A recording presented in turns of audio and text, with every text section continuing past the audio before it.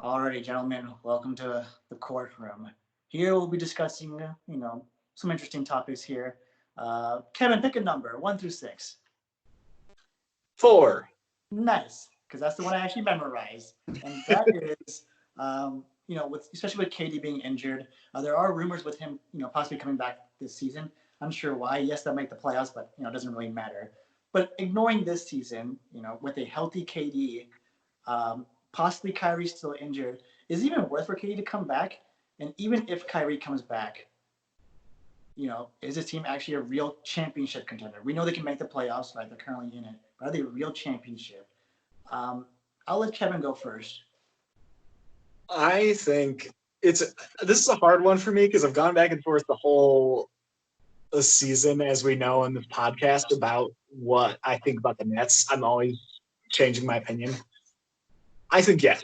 I think at the end of the day, Kevin Durant is a top 3 basketball player in the NBA right now. Period. End of story. I don't care what you say. You're wrong. And on top of the Nets team that's already growing with every game, you have Levert, you have Dinwiddie, you have Allen, who are all really good players and putting up really good numbers every single game. Adding Kevin Durant to that combination is going to be scary.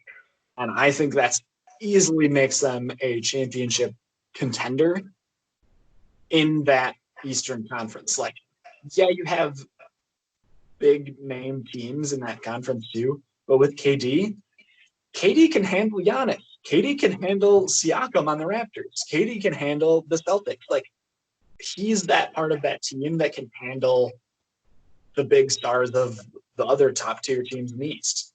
And I think that's all you need on that Nets team that's already a 7th seed without any big star. I think they're already so close to being so great. I think KD, even without Kyrie, pushes them over the edge to really good greatness. And I think if you have, sorry, I want to keep going.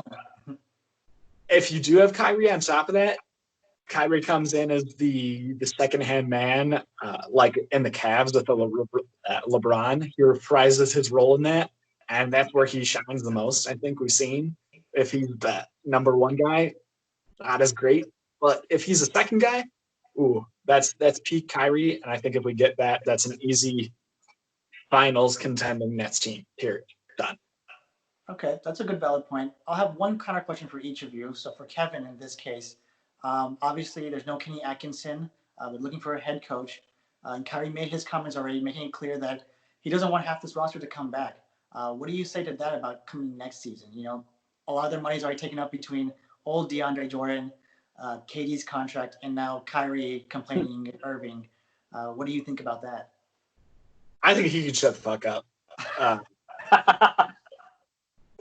It's not his team. He can bitch and moan all he wants about who he wants to play for and who he wants to be coach. And at the end of the day, unfortunately, he does have some pull. But I think if the Mets front office is smart at all, they're going to try and keep as many of the young, relatively cheap players they have now as best they can. Especially like Jared Allen is absolutely phenomenal, and he's a young dude, and he's only going to get better and bigger and stronger over time. And having a vet like DeAndre Jordan to kind of teach him too, I think it's a recipe for greatness, honestly. So I think Kyrie needs to shut the fuck up, humble himself again, and let the front office do the talking. All right, I like it. Be the little brother. I appreciate that. Okay. Matt, what do you think about this? So at the beginning of the season, I was absolutely for Kevin's point. But after watching Kyrie Irving single-handedly destroy that team,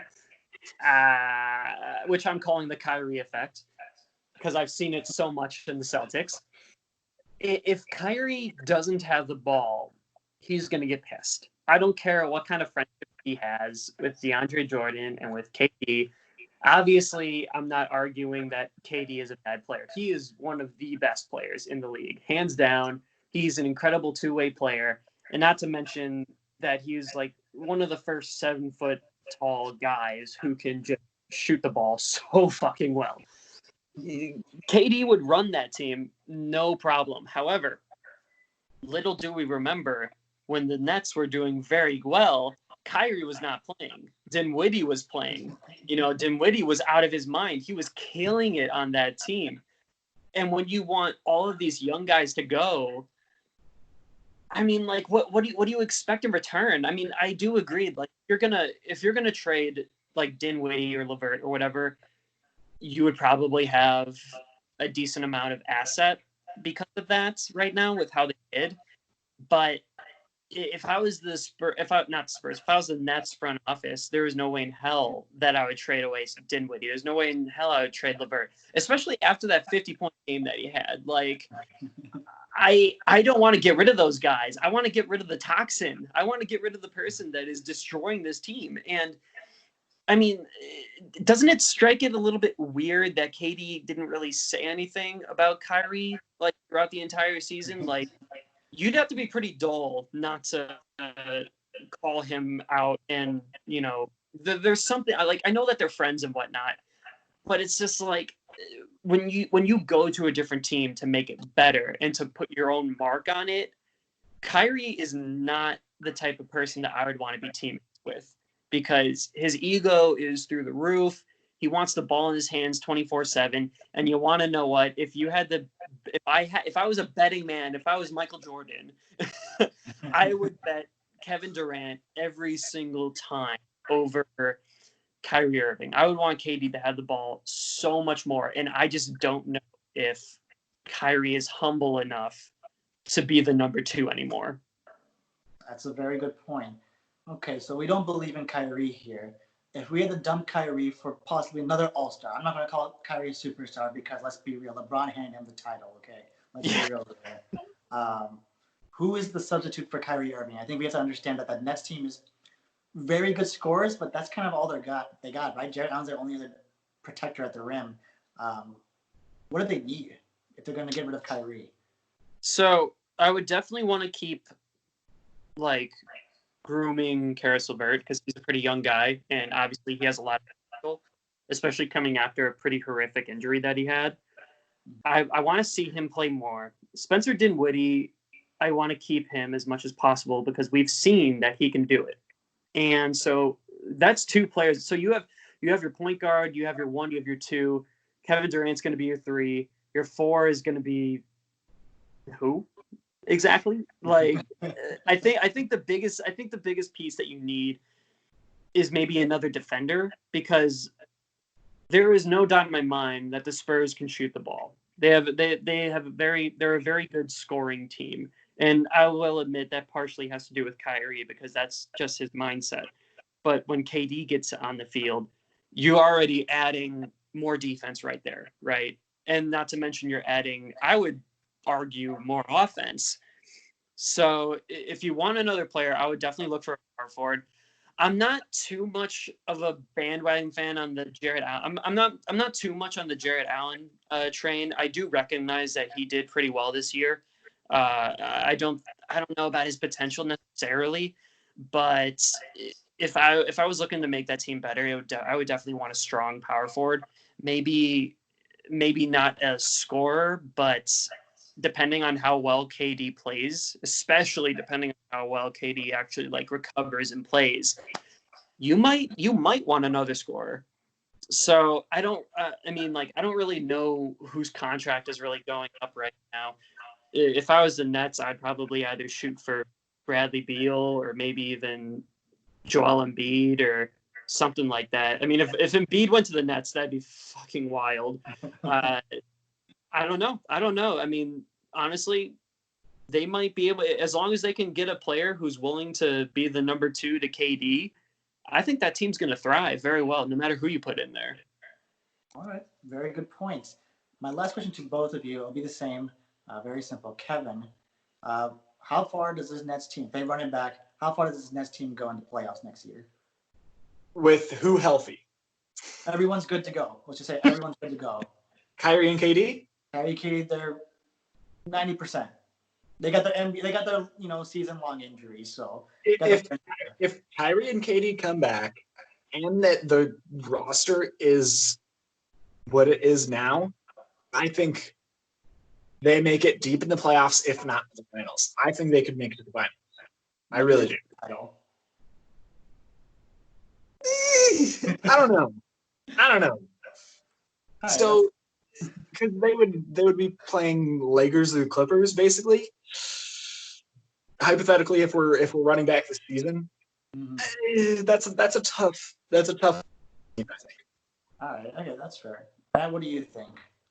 That's that'd be interesting because first round, let's say they get the maybe second, third seed. I think the first seed would probably have to go to either, Toronto or maybe even the Celtics, depending. Maybe even the Heat, honestly. But no Buck love? Oh yeah, fuck me. The Bucks are definitely number one seed. Bucks are definitely number one seed. So, yeah, that's all on me. I'm sorry, Giannis. Please have Hack your Twitter next. Yeah. If the Spurs, so let's say the Spurs hit the second seed, right? So they're going to be playing teams like they're going to be playing trash teams because you have Orlando at 8th and you have who's at 7th. I'm not gonna lie, but it's trash. So they're definitely making it past the first round. The second round, I think you're starting to get into the 4th and 5th seed, something like that. Mm-hmm.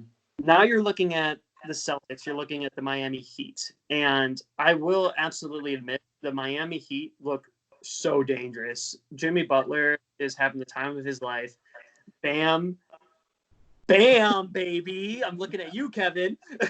Roll your eyes all you want. Bam is going to be a superstar, and I know he will. And he's killing it, and now he's going to have another year under his belt. That's going to be a tough competition to go against. And the Celtics look incredible. They look a lot better than what a lot of people thought that they would. Jaylen Brown is so good. Jason Tatum is finally being the player that I wanted him to be, and that a lot of people wanted him to be. So while you have KD, I think KD's the wild card. I think he makes it past the second round. Maybe loses the second round. I'd probably say maybe third, second round is where he's at. I don't know if he would make it to the finals just because the Bucks find a way. They find a way no matter what. And I'll call that the Giannis, right? So you have Giannis, who is an absolute superstar, who makes anything happen and who is healthy. That's the biggest thing, is healthy. KD can come back 90% and still be an incredible player, but he is still a 90% KD. If he comes back fully healthy after that injury that he had, I will be shocked. And that does play a role. That absolutely plays a role. That kind of injury will definitely make or break your playoff contention. So I don't know if they make it to the finals. I definitely think that it would be a hard-fought battle in the semifinals, but I don't know if they make it. All right. There you go. There you have it, folks. Very good points from both sides. We'll leave a poll on our Instagram at the Deep3Pod. I'll try to leave one into this link for this YouTube video as well. Hopefully you guys can give us your thoughts. I'll have my thoughts, but you'll see my result on Instagram as well. So very good point from both of you, and I'll transfer it back to Matt. You're just going to keep doing that. So, ladies and gentlemen, hey guys, I have some pretty crazy news for you.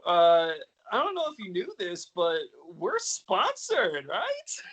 Sponsored. We're sponsored. So, this podcast, we are now ambassadors, and I actually have some of their stuff with you by this one company called FNX, also known as Phoenix. And I'm not going to lie to you, boys.